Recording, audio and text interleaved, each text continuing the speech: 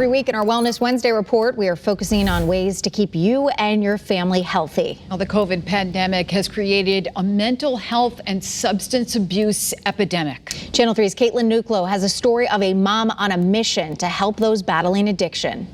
As huge a problem as this is these days, it is still so hard to find help. And for Lisa Gray, that problem is personal. Her 24-year-old son, Jordan, died of a heroin overdose in 2018. He passed away inside our family minivan in the driveway of our home.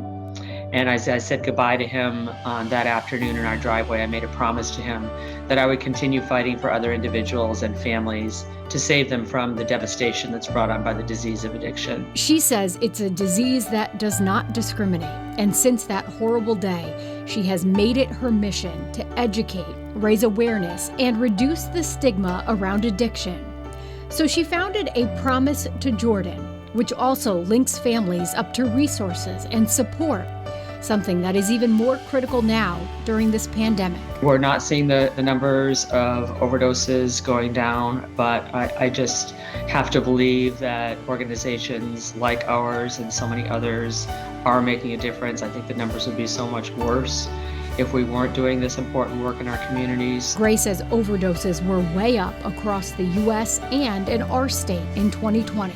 In the state of Connecticut, I know they're projecting that there's over 1,300 overdoses in 2020, which is far above the count for 2019, which was the highest year we had had on record. The work her charity does is funded through donations, and after a difficult year, they are now hosting a special fundraiser in May to continue helping those who are struggling the most. If I could do it all over again, knowing what I know now, educate yourself about the disease of addiction.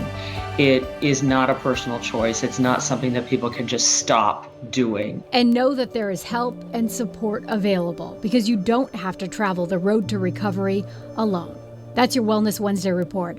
I'm Caitlin Nuclo, Channel 3 Eyewitness News.